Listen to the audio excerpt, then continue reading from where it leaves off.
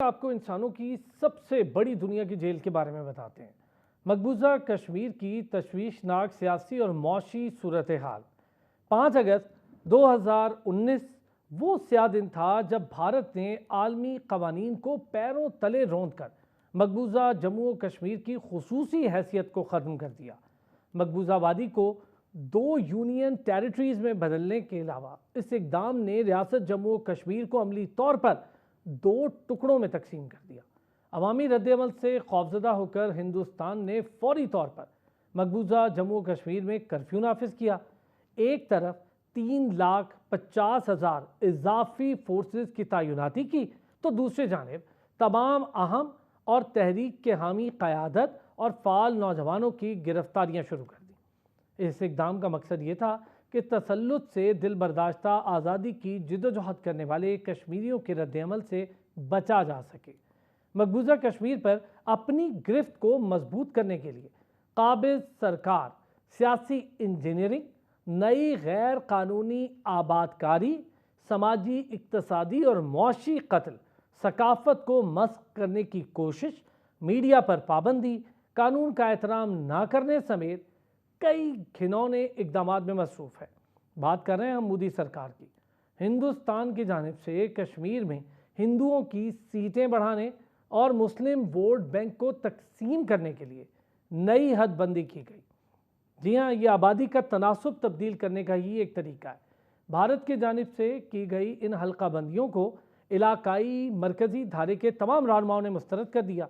5 अगस्त को आर्टिकल 370 और article 35A के गैर कानूनी इकदाम के खिलाफ भारतीय सुप्रीम कोर्ट में 80 से ज़ायद दरख्वास्तें दायर हुईं। इत्तलात बताती हैं कि इंतखाबी फहरिस्त शाया हो चुकी है, जिसके मजमूई इजाफे में 60% से ज़ायद गैर इलाकाई अफराद हैं।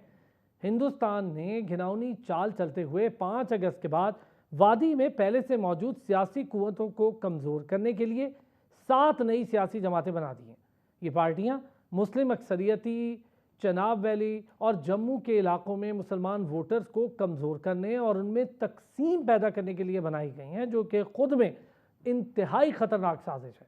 भारत ने सियासी सरगर्मियां महदूद करने के लिए बनाए गए UAPA एक्ट के तहत हुर्रियत रहनुमाओं को कैद-ओ-बंद में मुब्तला किया और 3 हुर्रियत रहनुमाओं को दौरान हिरासत कत्ल कर दिया। गैर जानिबदार रिपोर्ट्स के मुताबिक कश्मीर के मकामी बड़े कारोबार तबाह हो रहे हैं और 2 साल के इस लॉकडाउन के दौरान मकामी मईशत को यौमिया तौर पर 367 करोड़ रुपए का नुकसान उठाना पड़ रहा है।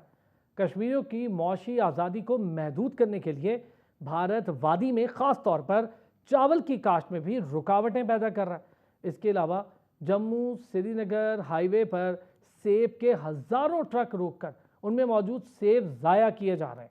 इन इकदाम की वजह से कश्मीरी नौजवानों में बेरोज़गारी 0.5 मिलियन अफराद तक जा पहुंची है।